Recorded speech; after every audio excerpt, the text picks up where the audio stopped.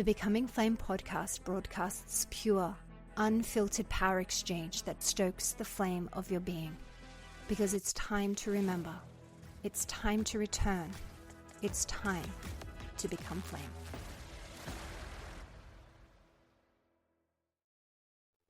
Hi, and welcome to another episode of Becoming Flame. Today it's a little bit more of a real, raw episode from me. I want to talk about betrayal. I want to talk about what betrayal is, and then when it happens, what to do about it. How to process that. It is such a unique kind of grief, kind of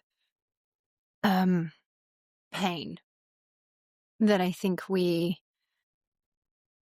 are processing at such a huge universal level at the moment. I think, as you can see, all of the themes that are coming out that really need to be cleaned up and that really need to be looked at and processed and alchemized. So yeah, this is an emotional alchemy transmission today. And I really want to take you along with me on that journey and open you up into my process and into where I'm sitting. So first, what is betrayal? Okay, yeah, betrayal can be someone did something I dislike, but not really. Betrayal is when trust and perceived alignment are not reciprocated in the same time. So it naturally requires proximity.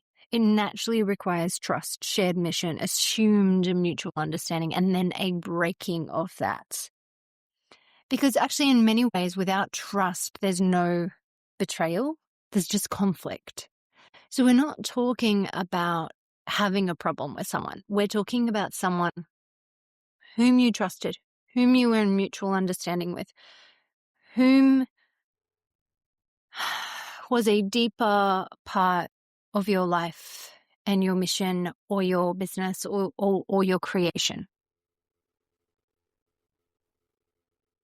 And sometimes it's just, a relationship contract, such as like a marriage or, a friendship or a business partnership or something. And then sometimes it's an actual act of violation towards you from an individual, whether that's, a theft of art, a theft of creation, a theft of your work, whether that's a betrayal in terms of leaking secrets. There's like so many manifestations that it can take on, right? But really what it is that it was a trusted party that went against your mutual understanding and your mutual interests together. So it's not random. It happened because you trusted. And there are so many layers to it all the time. So many layers to it.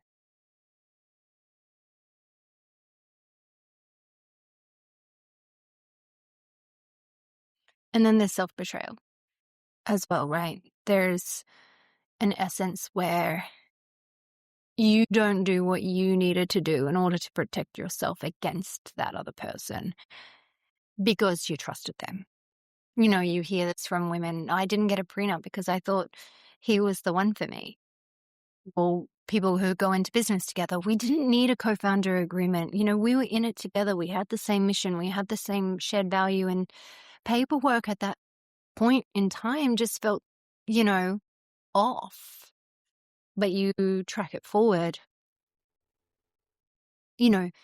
curators or art galleries that steal artists' work, launch their careers and then steal their work. And so this happens all the time.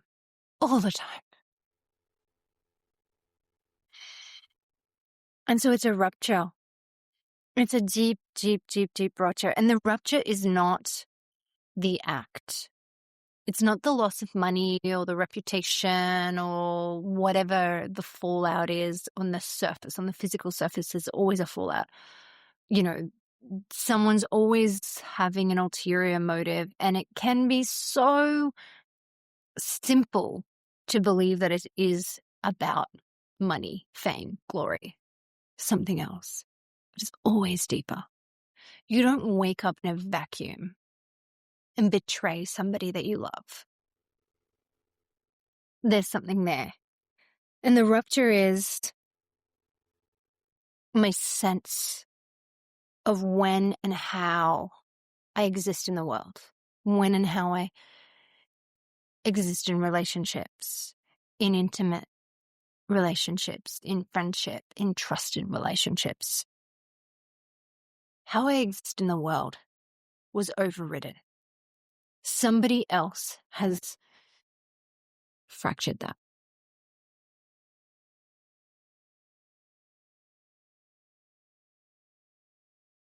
And the self-betrayal starts to loop into this and to move concurrently, in the sense that, why did you avoid stepping into that formal relationship, that formal responsibility, the formal contract that defined the terms of operation? And why does paperwork feel off when trust is the foundation of a relationship to start with? I think that's really interesting, right? Why, when people say, I don't want to sign a prenup because it will feel like a betrayal. Well, not signing one now means that actual betrayal can occur later. Not signing, a co-authorship or a co-artistry collaboration or whatever it may be, where both parties outline what they're prepared to do, what they're prepared to get for it, and you go in really transparently.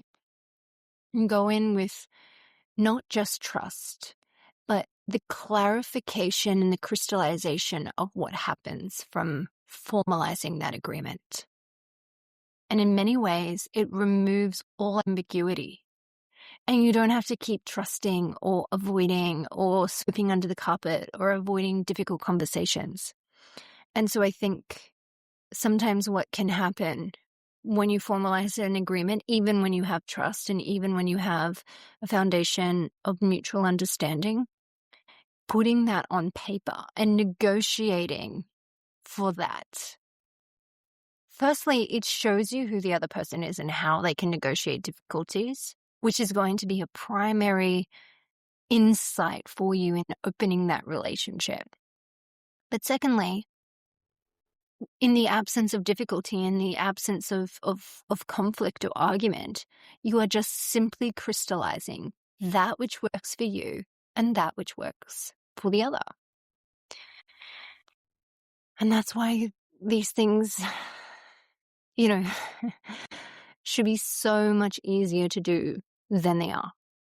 But let's talk about friendships. You don't enter into a friendship and open up a contract. You're not going to say, could you please create a friendship contract for me so that I know what you're going to do for me and I know what I'm going to do for you? Yeah, you're in the territory of weird there. The friendship would likely end. Which sucks, right? Because think about how great friendships that would have contracts could be. I'm not advocating for it, but I'm just saying, the idea that you are so precise with what you are offering each one of your friends and what you desperately need from them in return, or just what you would like from them in return.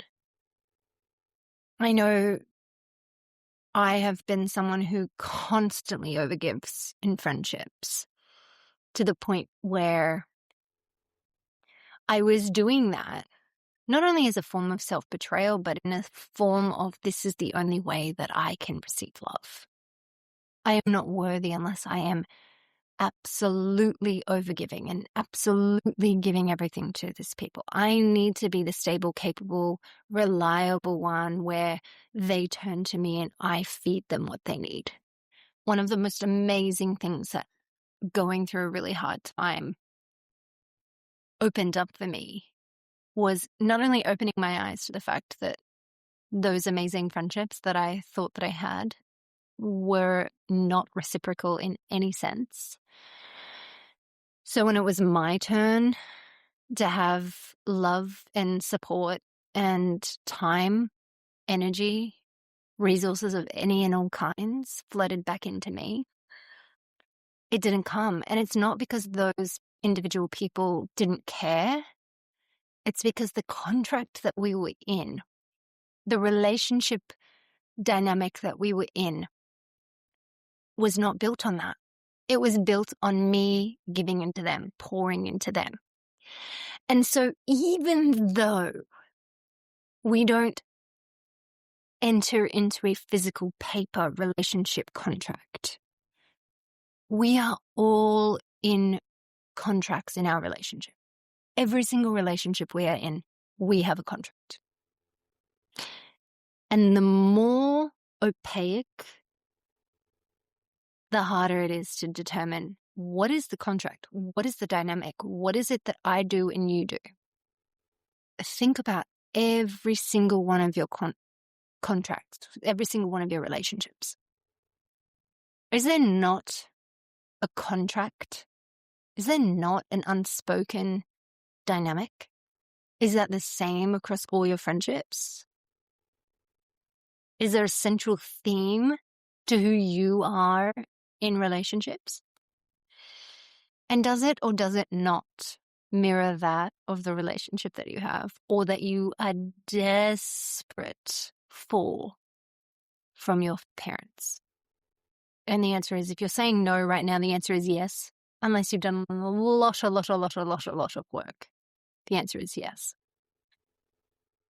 Whoever you wanted to love you more as a child is how your relationships will take on that form.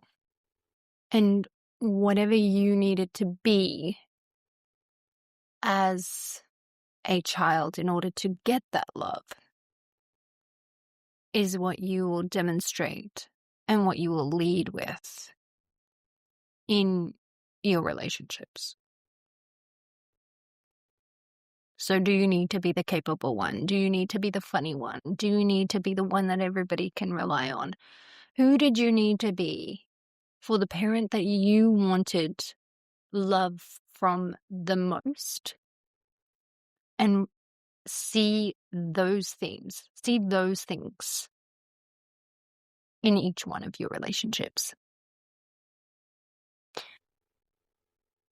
And that's the layer of self-betrayal, right? That we don't always see, that we don't always understand. But how much of the traits, the qualities, the things that people need you for, that people enter into relationships for, that use you for, that want you around for, how much is that you cleanly offering that? And how much is it you doing that because there's an underlying need of I'm not enough otherwise? And what happens when I'm not enough? I'm not loved. So wherever you are self-betraying, it is originally a point around not enoughness, unworthiness, and desperate seeking for love and approval, belonging. So much so that you would abandon your own self to get it.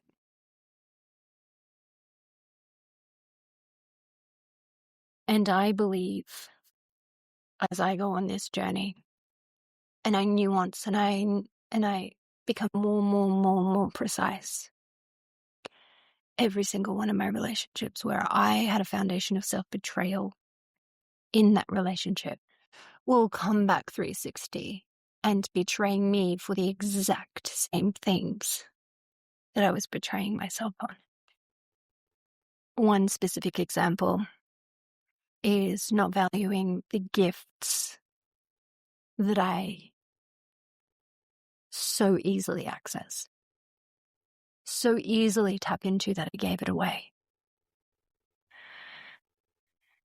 For years, I would use my gifts, my connections, my ability to see patterns, energy, hear wisdom, translate very complex ideas into simple, tangible, actionable wisdom. And I would give that away because it was easy for me. It was so, I didn't have to train on this. I had it. It was mine. I was so good at picking up things in other people, but that as a child, I was constantly in trouble for that. Constantly in trouble for that. And as a child, you make sense of that as, don't do that, that's wrong, I'm bad. Stop feeling those things, stop saying those things, stop, knowing those things. And you grow up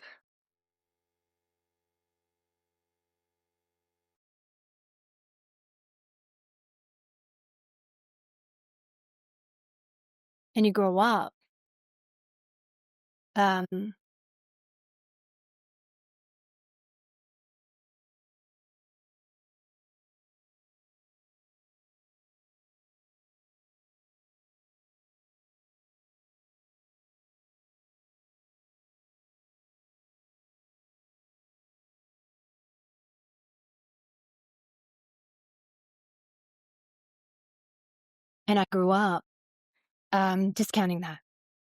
Not just discounting it, actually doing anything and everything I could not to know.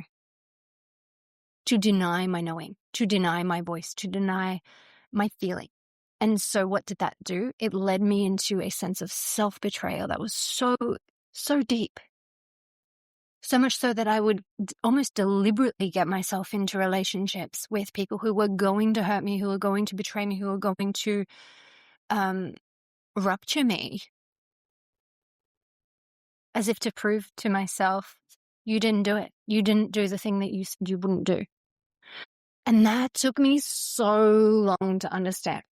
Why am I in relationship with people who just keep betraying me? Check the contracts. Check the dynamic. Check where you are betraying yourself first. Because relationships just mirror back to you the relationship that you have with yourself. And I hate it when people say that, but it's so true, right? What are the themes of the relationships, intimate or non-intimate relationships that you have that keep showing up and that you can honestly, hand on heart, if you're really true to yourself and you really accept it, that you do to yourself? Because I betrayed myself. I betrayed myself every single day of my life. Denying my gifts, denying my power. If you were a woman listening to this podcast and you cannot own a day in your life where you haven't owned your power, if you can't own that truth, start there. Start there. Because unless, and I love you and I see you and all of that, because here's the question that I had to, how are you not denying your power? Do you have 10 million acres of land? Do you have hundreds of millions, billions of dollars? Do you control small economies and or their equivalent? Do you own a multi-trillion-dollar corporation? Do hundreds, thousands, millions of people have their livelihoods bettered because of you and the way that you live your life? Because if the answer is no to any of those things, and you are the kind of woman that is listening to this podcast, and you are the kind of woman that has come into my field, then you are not in the truest, fullest expression of your power. You are not at the end of your feminine embodiment journey. You just cannot be, because you are a powerful, powerful woman. I know that because you're here. I know that because you're in my field. I know that because it takes one to know one. And it takes one to see one. And I know that you know how powerful you are. But I also know how much energy you put in to not being one. And I know how much energy I put in to not being one. And I also know I'm really ready to stop doing that. Because a good salary, couple $100,000, even $500,000 a year, is not powerful. It's not the external validation or match to your internal value, into your internal power, to the capacity that you hold within yourself. If you know how to see, feel, know, play with energy, if you know how to manipulate energy in a way that renders good, if you know how to go in and access creation, power, sexual energy, life force energy, womb energy, if you know how to do all of those things, but you're not doing them, or you're not doing them to the extent that would shift your entire reality, then is it because you don't know how, or because you are betraying your truth? You're abandoning yourself at the level of truth. You are not being the fullness of you. Because it's not about wanting money. Who cares about money? Money's on its way out. Like, read the tea leaves. You don't even need to be like Wall Street bros know that, and they've got no skill, right? They've got no energetic understanding of anything, right? But the writing's on the wall. The banking system, the financial system, it's changing. Things are shifting. Not only at a level of digitization, but at a level of this doesn't fit the world that we're in anymore. Feel the current of people going, wait, why would it make sense that I would spend my entire life chasing this paper? But power and resources are required. Not power over anyone, not patriarchal masculine power, not capitalist power. Personal, embodied power that is usable, wieldable, and can actually create change, can actually manifest physical reality. And what happens when you are a woman who knows how to use, access, and create from unbelievable infinity, unbelievable creativity, sexual energy, power to create from the infinite, to go into the other and come out with something that you bring down through your body and your birth through you. When you are a super creator, when you are someone that creation is so innate, so in 1 year, I wrote 2 books of more than 900 pages while I was recovering from domestic abuse and homelessness, and while I created a startup. And meanwhile, I had a toddler, and I was in nervous system reset, where most of the day I was lying on the floor doing about fuck all because I couldn't. So if you are a person that can spend an hour in infinity and create incredibly grounded, future-based products, resources, expressions of love itself, love incarnate, you're yourself in your own reflection. If you can do something like that, if you are the kind of person that's like, I have an idea and a week later, it's a whole thing. If you are the kind of person that creates canvases or sculptures or artwork or businesses or books or gardens or children or whatever it is, and you are not infinitely wealthy, and not just in money, like in resources, in personal power, in accessible power, in peace. If you do not have a lived experience of peace, a lived experience of deep, unbreakable trust in self, in the world, if you are not somebody who can bring other people together,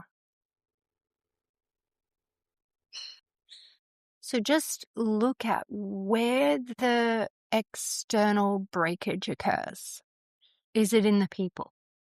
So is it therefore you don't trust yourself around people, or you don't trust yourself to not self-betray in relationships? Is it that you don't have trust and peace in self, and therefore you just don't trust yourself? You're self-betraying at the level of you. Is it that you choke at not the ideation, but the execution and the like the physicalization of your creations, and therefore you don't have the trust in maybe being seen or being recognized or being someone who can finish, or maybe it's that other people steal it from you, take it from you, and so it's not worth doing because it'll never be yours. Trace this, really sit in this space right now and be like, where does the self-betrayal that I feel show up externally? And then trace that back to where it exists internally. And this is such a powerful and amazing exercise to do, because it shifts the blame from they did this to me and I'm so fucking annoyed. Oh my God, like Becky did this. Fuck Becky, right? Becky comes and takes from you because Becky has no power. Becky has no connection to her body and her feminine embodiment. Becky can't create shit. So what does Becky do? She steals it. She takes it from you.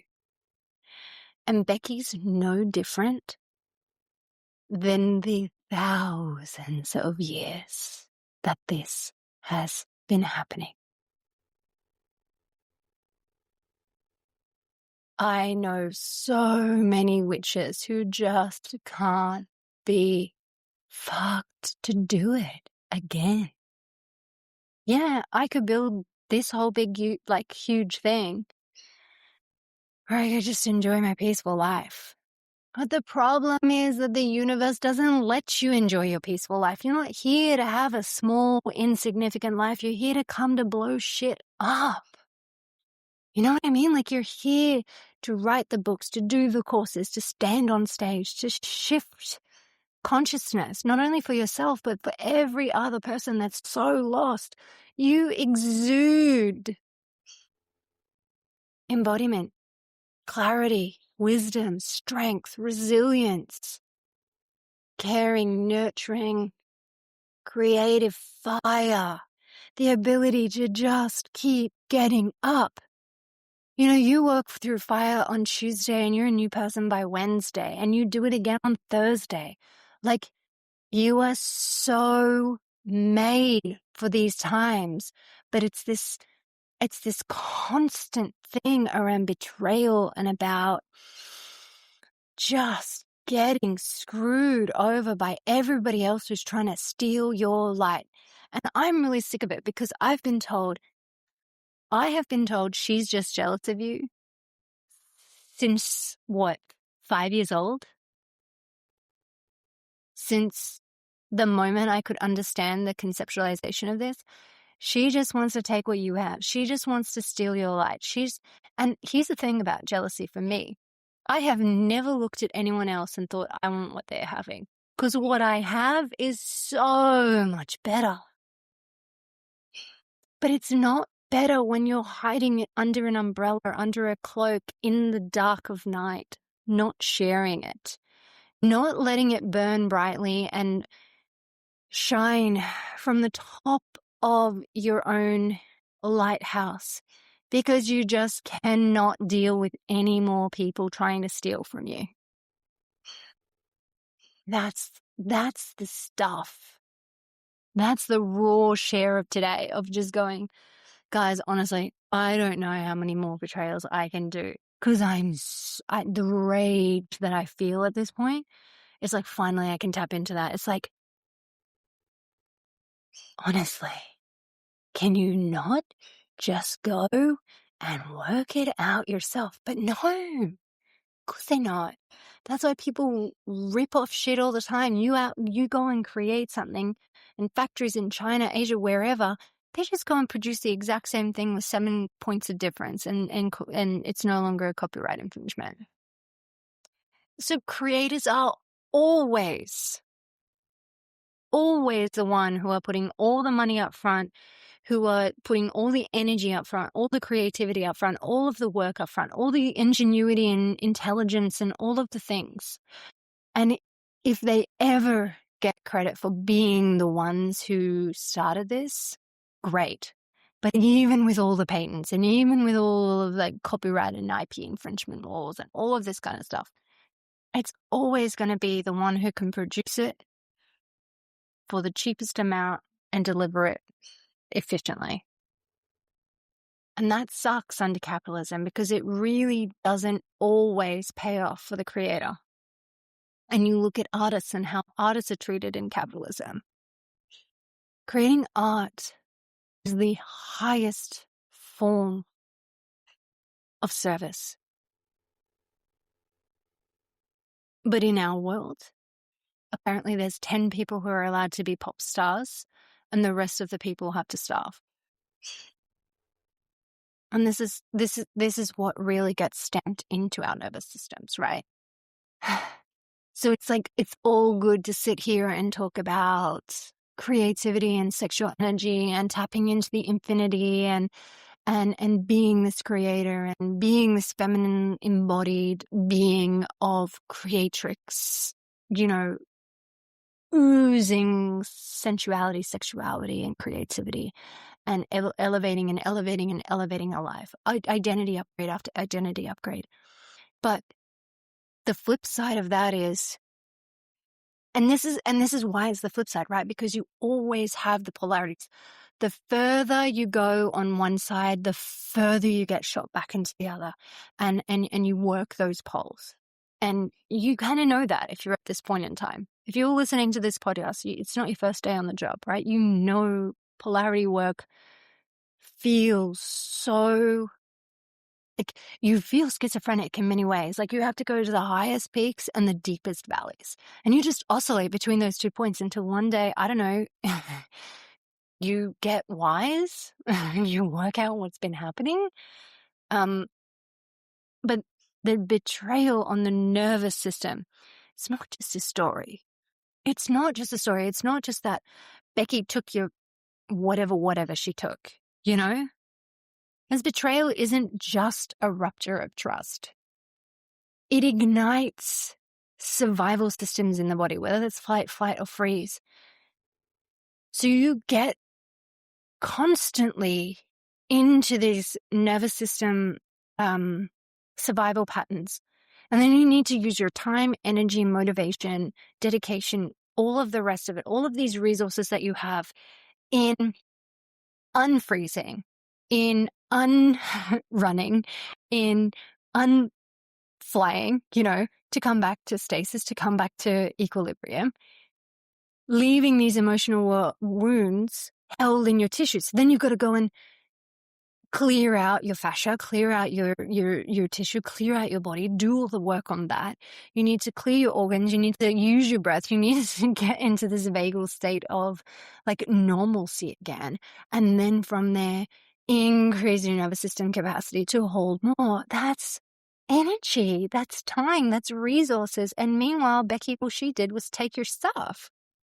And there's this inherent injustice in that. There's this inherent, like, can I even be bothered? Like, what is the value for me as a native creator to go out and create, to have my stuff stolen, to be betrayed, to have to go and do all of this work again? And that's where I'm at. It's like, I'm like, ugh, what a drag. And it's like, the brain registers betrayal the same way it registers physical threat, right? You didn't actually maybe have a physical life-threatening situation, but remember the last time you were betrayed, and what were the body sensations? It was like such agitation, adrenaline, cortisol, fear, rage, like desire to run, desire to fight, just like, and no amount of breathing in that moment is going to bring you down. Like, this is not the time for, like, calm, gentle, but no, it's because it's not the first betrayal that your body, that your consciousness, that your being has been through. It's like the 20 millionth, and it's tiring. It's so tiring. And it's not like you don't know the somatic psychology, right? Like, it's not like you don't know that the nervous system can discharge and reorganize and, be brought down from its defensive adaptations, tension, the disassociation, the hypervigilance. It's not that you don't know that you can't get out of it, but it's that the nervous system has a mind of its own, right? And you need to discharge your energy into that instead of being you cannot be in nervous system freeze and create. So you come out of who you innately are because of somebody else's actions. And I think that's what the part for me is so enraging. It's like, here I was showing up, doing what I'm here to do. I'm being that expression of me in the world. I am using my gifts. I'm using my God-given talents. I am being the biggest version that I can be today. And as a result of that, my work is stolen from me. And if you're like me, my work is not something that I wrote on a computer and I handed into accounting by 5 p.m. My work is my soul. It's my expression. It's the replication of me into the world. So you haven't just stolen my work, you've taken me. You've taken that aspect of my soul, that aspect of my identity, my consciousness, my being, my self-creation, my self-reflection. And you've taken it. And you've done it callously, knowingly. You know it's not your work. Of course you know. You didn't write it. You didn't paint it. You didn't create it. It's mine. It's not yours. You couldn't do it without me, so you know it's mine. And then when people steal your stuff and then they sell it as if it's their own, and do that with a straight face. Like, who are you? How do you sleep? But more importantly, why isn't your deepest burning desire to find out who you are and create that into the world? Do you have so little understanding of who you are and what you can do, and so little trust and faith in your own abilities? You have so little capacity to master your craft that instead you go and you pillage from others? That's the layer of the betrayal to them as well. They're self-betraying in the moment that they're taking from someone else. And you're self-betraying that you left them at whatever level you did. And this is the part that gets really trippy. It's like, But I believe in trust, and I believe in goodness, and I believe in collaboration and togetherness. But should I? Or can I believe in those things and still set up a foundation in the 3D reality where we have contracts and we have clarity and we have all these things? And that's really the navigation of this topic, right? How do you actually live a true expression, a free expression of yourself, where you want to create and put that out into the world, but you still need to be some level of protected? And does protected feel good? Or does self-betrayal feel good? Or does being betrayed? There's no good choice, right? So I guess the reframe here is that betrayal isn't just something that happened to you. It's a nervous system imprint asking for integration, asking to be seen, asking to be opened up, looked into. Where are those wounds? Where is that loop taking you? And it's not about suppressing it. It's not about just being angry, but it's about saying, okay, I'm angry today. That's fine. It's where I'm at. I'm allowed to rage. I'm allowed to feel injustice. I'm allowed to feel betrayed. But then after that passes, or even when that's raw, depending on how capable you feel, to be in that imprint, to be in that cycle, to be in that nervous system circulation, and start to rewire and reroute it, integrate it differently. What needs to happen now to feel safe to create, even if this may happen again? But how do I make sure that this won't happen again? And how do I give myself safety and worthiness? You know, for me, what I'm really coming to is, okay, we can create together, we can collaborate together. And here's a really clear way of setting that out and making sure that the structures of collaboration are really clear. And I sign here, and you sign there, and my lawyer signs here, and your lawyer signs there. And if we ever deviate from this, we'll know who deviated, and we'll have it in black and white. And so I think that for me, the nervous system calibration was the integration into, okay, there are these 3D structures in the world that have been working really well for people to create together and to collaborate together. And the problem with the spiritual community or the unprofessional community is that they are that. They are unprofessional. So that's the first step that I've taken and that I will continue to take. I guess the second point is the identity recalibration. You need to shift from that victim story into the sovereign self. Because betrayal can fracture identity. 100%. It can really hurt you more than anything else in the world. This is a person that I trusted, I loved, and we had mutual understanding, and they have screwed me. And that came out of nowhere. Now, whether that's a marriage dissolving, a partnership dissolving, whatever it is, it doesn't matter. You know what the betrayal is for you. You know how it feels.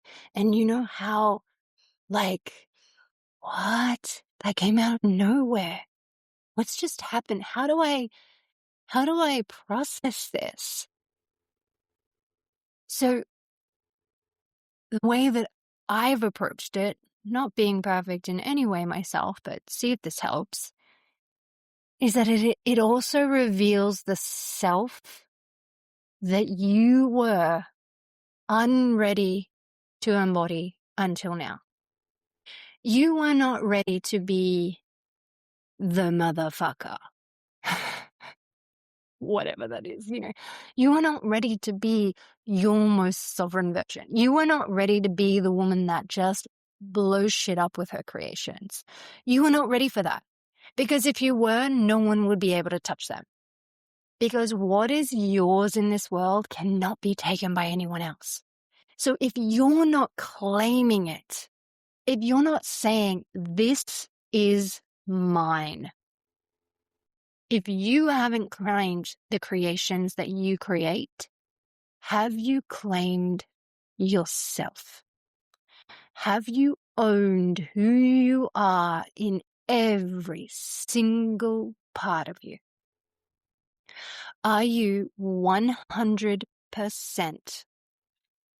owning who you are? Owning your shadow, owning your light, owning every single part of you.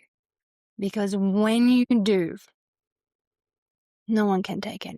You are so sovereign. You are so powerful. And when you are creating from the body, from your womb, from the infinite being that you are, it will be so obvious that it's not the other person's work, that even if they take it, it means nothing. And then I guess from that perspective, you're like, thanks for the flattery, but I'll take it from here. And I think where I always need to, I go through my process of like, this is annoying, and as long as I don't internalize the betrayal as I was wrong, or I failed, or I'm a piece of shit, or I didn't protect myself, or I, and all in my victim story, as long as I can, I'll have my pity party. And then it's like, okay, cool. So I've got all the data. I've got all the information. Who's running the show here is the victim. Cool. Hey, victim, let's sit down and have a chat. Because the true shift then is from external validation identity into internal coherence identity, because you are not a victim. I am not a victim.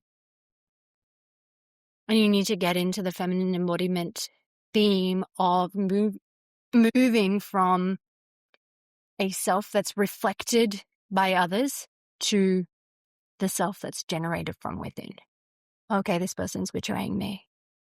Cool. Let's see where I'm betraying myself. This person stole something from me. Let's see where I'm not owning myself. Where am I dropping parts of me? Where am I not integrated enough that someone could sneak in one of my little doors? Where am I not fully together? Where am I fractured? Where am I dropping myself off? Where am I letting myself down? And it's not narcissistic. This is not what I'm talking about. It's not like, I'm so great and it's so amazing to be me. Yeah, that's not going to get you anywhere, actually, because it's not going to show you where the pieces are missing. It's not going to show you where you self-abandoned, where you self-betrayed, where you don't own your shit, where you're not taking responsibility. Most importantly, where you don't love yourself fully, wholly, and completely. So once you own that, there's a part of you, or many parts of you, that need to be owned, need to be nurtured, need to be loved back to fullness and wholeness and connection and coherence. Then that's rooted autonomy, not reaction. No, you're not reacting anymore. You're not out there getting angry, getting triggered. You are reading the information of an assault that has occurred, and you are acting as sovereign. You have already put all the protections in place and the legalities in place, and so you have a very clear pathway forward. A woman who is legally protected, financially protected, personally protected, because she's sovereign and she sets up these very clear, transparent guidelines for how to operate with her. What are the consequences for not adhering to that agreement? And she has the resources and the intellect to not only set up really good, ironclad contracts, but to enforce them. That's a woman you can't fuck with. That's a woman that doesn't get triggered. That's a woman that doesn't go into a victim. She goes, oh, you're actually broke our contract. That's fine. That's your choice. Here are the consequences that were set out in the contract that you signed. And we'll go through with that now. And it's not emotional. It is business. It is, your life becomes a business in the sense that you are protected and you are operating from within your sovereignty.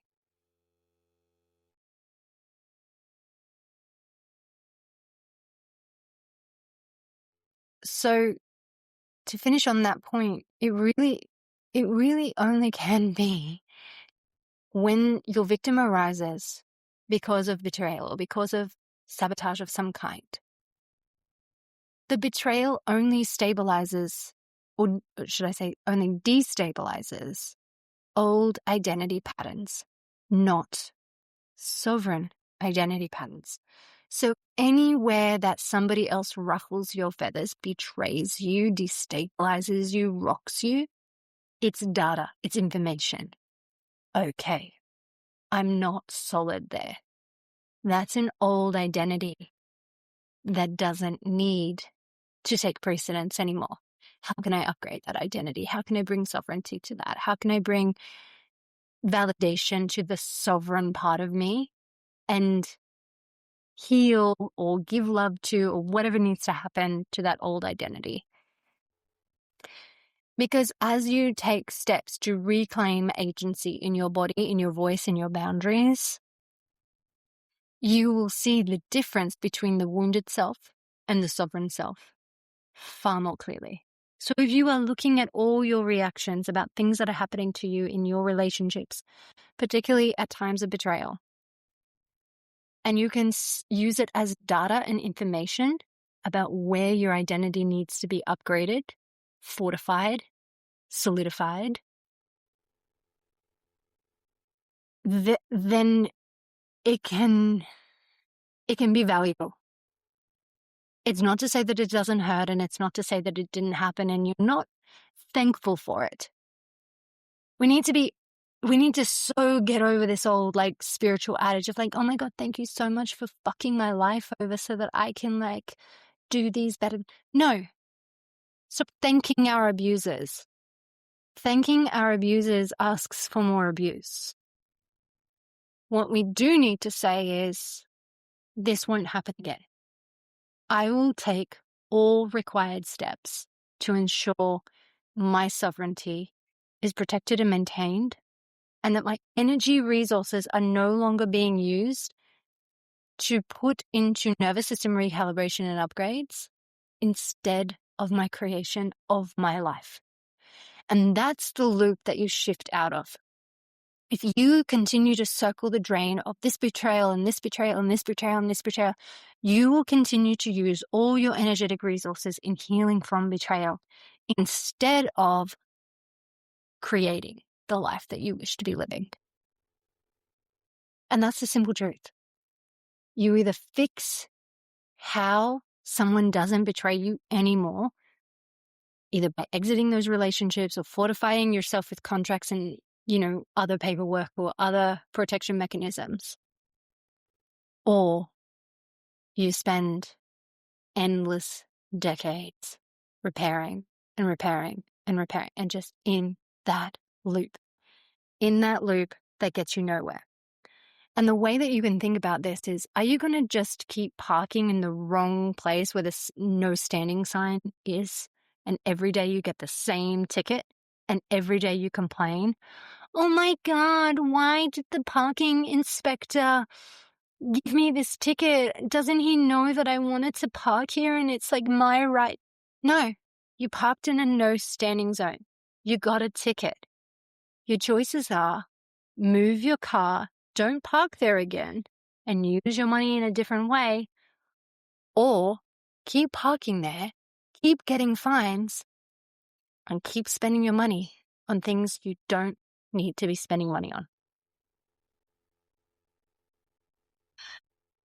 And so then we need to move into somatic integration, right? So we need to continue to make sure that the body is our source of truth, not our victim, not our betrayal, not our reaction, the body.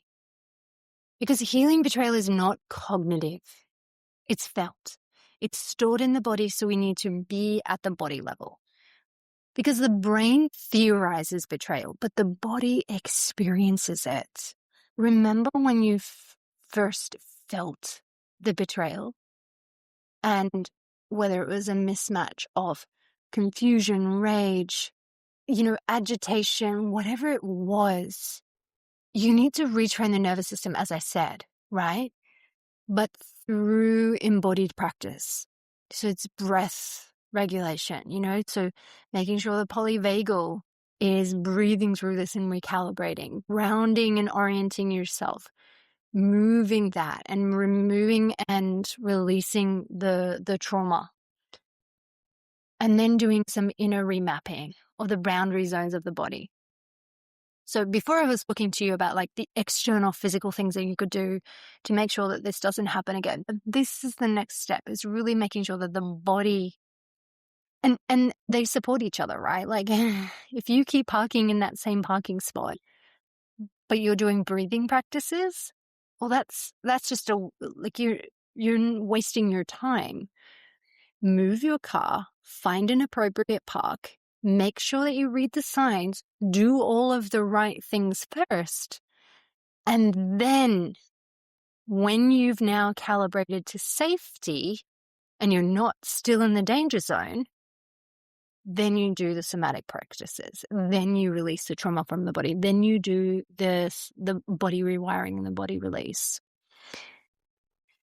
And I guess what I've been talking about this entire time is, how do you see, use, and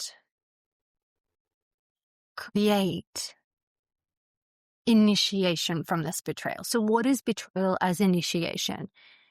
We need to move away from it as being just injury, just trauma, just injustice. Okay, so what's the initiation here? What's the medicine here? What's the opportunity for me to come into a sovereign being here? Where am I, as I said before, where am I abandoning myself, betraying myself, not owning every aspect of me so that somebody else is starting to own that? And that's a harder thing to do, by the way, than just claiming victimhood.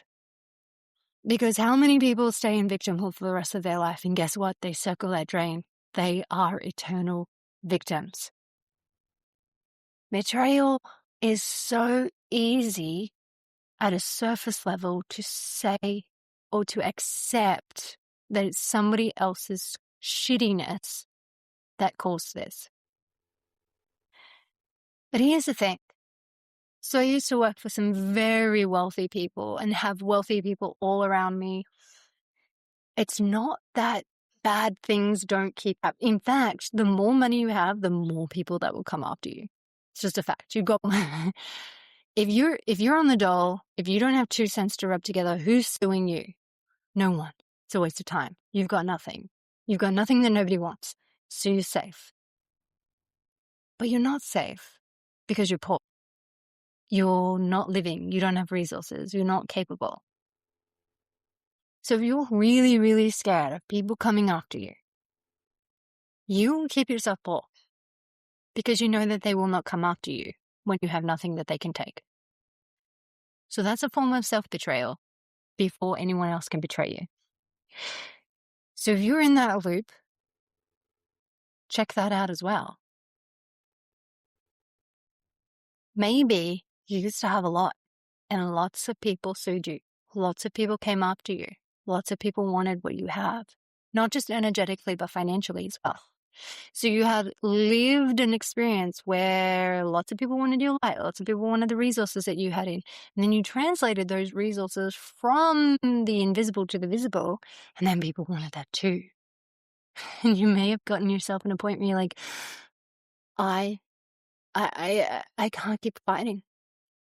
I'm going to have nothing, and I'm going to make myself so small and so hidden and so invisible that people will leave me alone. But do they? Because if you're still tapped into the infinity of all, just because you got no money and that the majority of people can't see what you have, do they really leave you alone, the ones that can see? So going back to multiple millionaires People are coming at them every day. They have staff on retainer of very legal sharks, right? Like they do this they eat people for breakfast. It doesn't ruffle them anymore. They're fortified, they're solid, they're sovereign. They're not getting dragged down into legal drama. In fact, they probably don't even know about half of it because it doesn't matter to them. It doesn't need to matter. And that's where you need to be, not necessarily just in the level of like, I have, legal staff on retainer and I don't need to know about the legal issues. You need to be so unruffled. You need to be so sovereign that nothing chinks you. You need to be fortified in paperwork and fortified in energetics. And that's where you move from victim to sovereign. That's where you use betrayal as initiation. It's not injury anymore. It's circumstance, it's happenstance. And so the final thing that I kind of do then is look at any archetypal patterns that are coming up. So I am a huge believer in any kind of deaths of old selves, of old identities. So that's the first sort of esoteric kind of like, beyond the body, more in the spiritual, emotional body. Then I look at betrayal as threshold. What does that rebirth look on the other side of this betrayal? So you're not trying to romanticize the pain or the betrayal, trying to recontextualize or at least contextualize the rupture. Because I think a lot of people, when they're trying to go on a spiritual path of healing, involve deception. So they want to like deceive themselves or sort of give the betrayer more power than they deserve to these betrayal figures so that they can awaken sovereignty in them. It's the difference between how to be triggered emotionally, like in triggered emotional wounding, and actually assess and validate that a boundary has been violated and that you will not stand for that anymore. So this is like, okay, I would like to have a greater fortification and protection around myself so that as I'm building this sovereignty, I'm not continually in a healing loop that's keeping all my energy sucked into or siphoned into an emotional wound healing, energetic dump of resource. And that's going to happen every single week. As I said, if you're going to keep parking your car in a no standing zone and you're going to keep being surprised at getting a ticket, why would you put the ticket inspector, parking inspector on this pedestal of he's helping me to grow? Well, no, he's not, because you haven't moved your car. You haven't taken the actions from that initiation. You just keep spiritually, making him into this king, into this authority, into his role in your life is becoming really important. And it's not. He's a parking inspector who has let you know you keep parking your car in a no standing zone. The end. Move your car and then the work begins. And so I think as easy as it can to be like, oh my God, that person's helping me so much, I'm so grateful to them. That is really old spiritual mumbo jumbo that keeps you locked in a loop of perpetual healing. And then how do you justify it? Oh, it's another layer. Oh, it's another. You will be there until you die because you haven't moved your car. You are going to get a ticket every single day. Move your car. Don't park in the no standing zone. Don't continue to put yourself in the place where people can betray you. Don't continue to create collaborations or friendships or relationships based on an availability for you to be betrayed.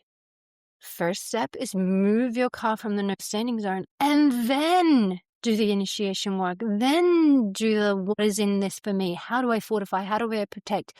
And the only reason that you need to do that is because otherwise you are just dumping energy out. And then you ask, why am I so tired? Oh my God, all I do is like work so hard and do all this healing work, but I'm so tired. Of course you're tired.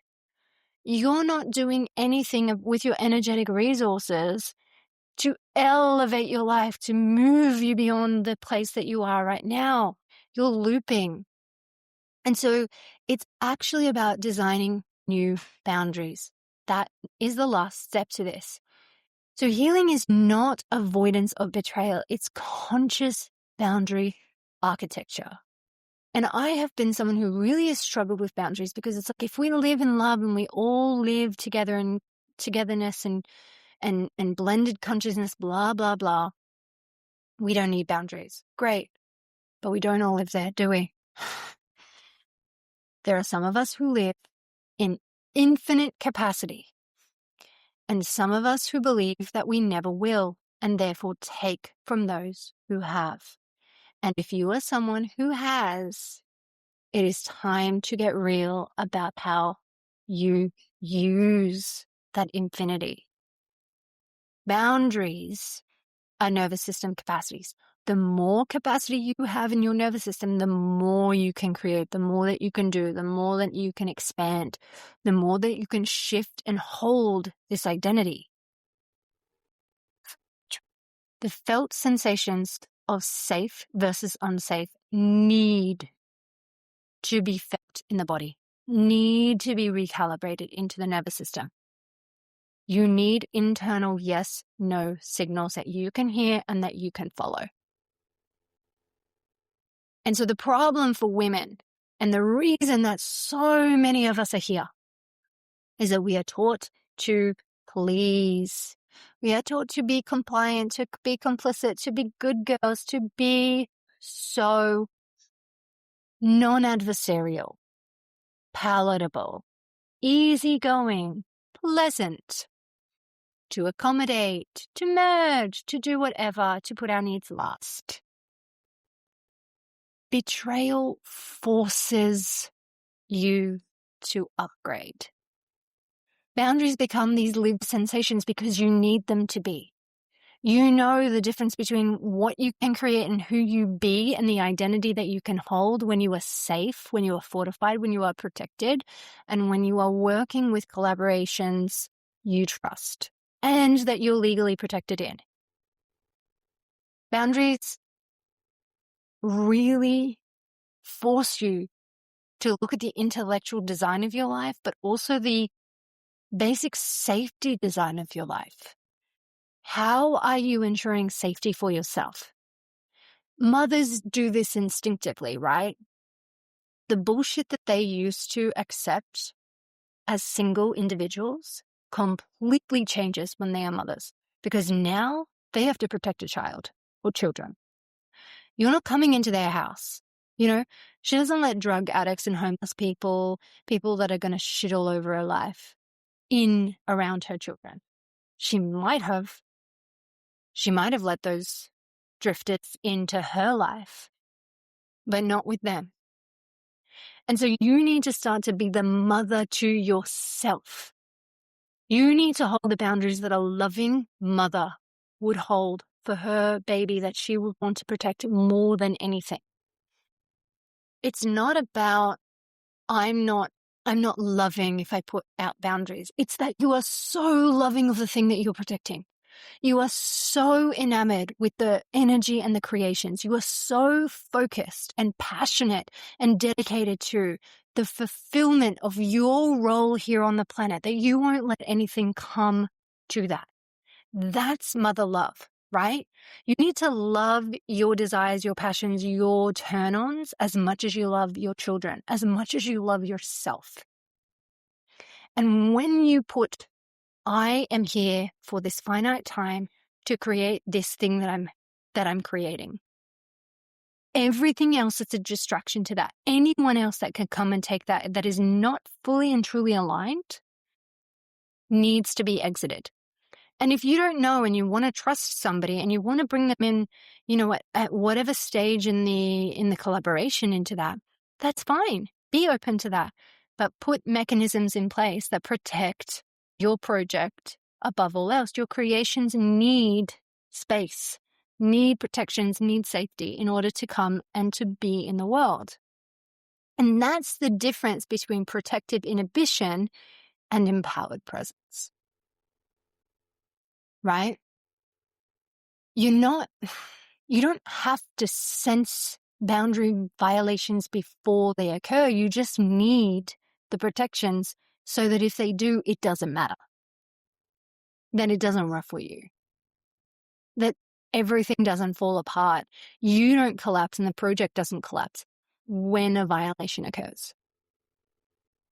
So be open to bringing people in, but make sure that you're protected, that no matter what they do or how they be in the creation space that you created, that it's protected, that it's empowered.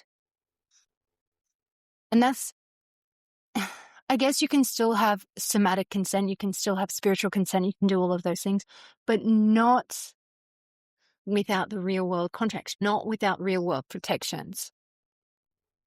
Because embodied boundaries do restore agency, but you don't have to hold the energetic architecture if you have translated those embodied boundaries into physical reality boundaries, contracts, legalities, fortifications, that are upheld in a court of law.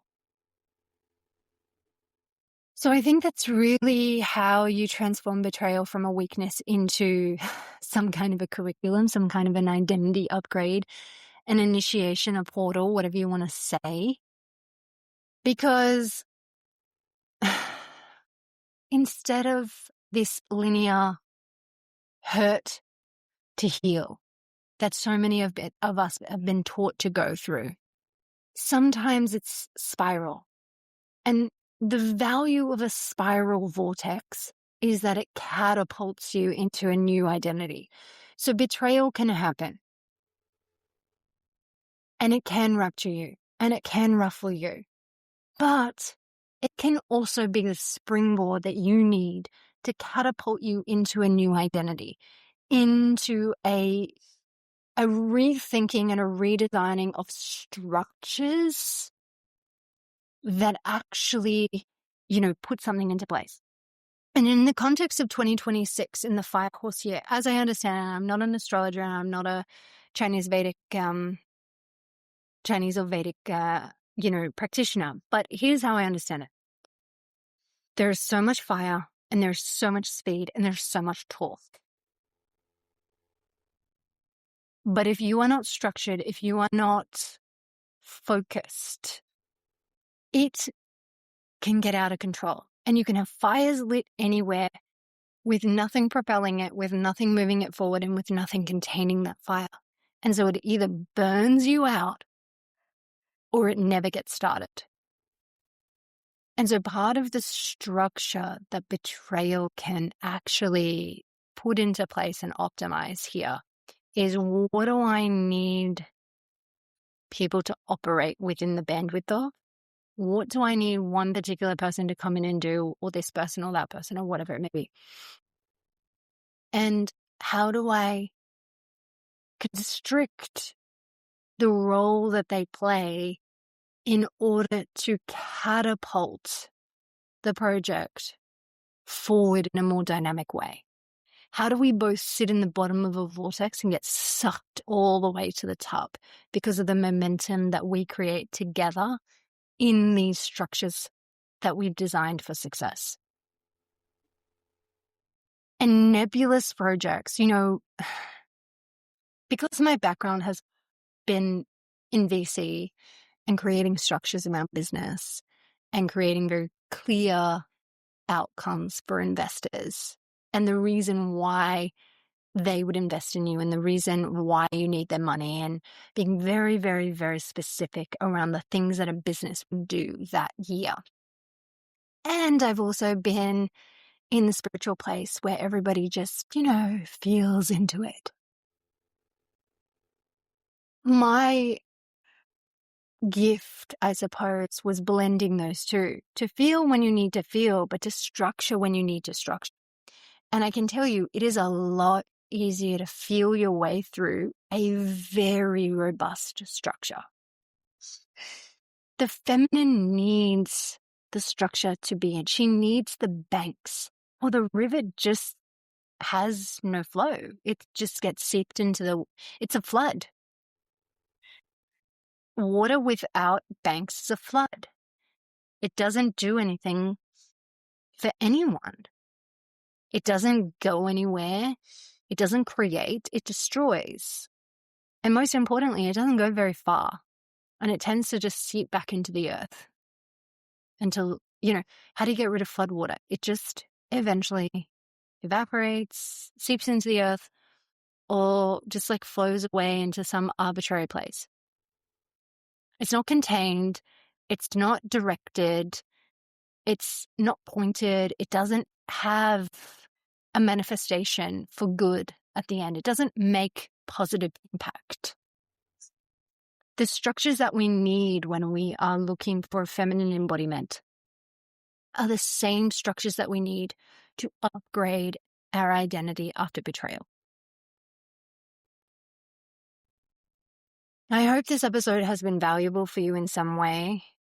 I think it's so easy to feel the raw emotion of a deep betrayal, of a friend whom you trusted, of a loved one that left you, of someone who steals your work and makes it their own. But if you stay in that victim, you're going to be that 75-year-old, biddy who's saying, I could have done this, or I did this, but they did that. Nobody listens to that crazy talk. So don't start it. Because that person speaking about something that happened 25 years ago has been talking about that for 25. That's the loop. That's the broken record. So decide how you want to spend your time, energy, and voice. You stay ruptured, you stay angry, you stay looping, or you make a decision. It's a choice point. This will not happen again. I will not be here again.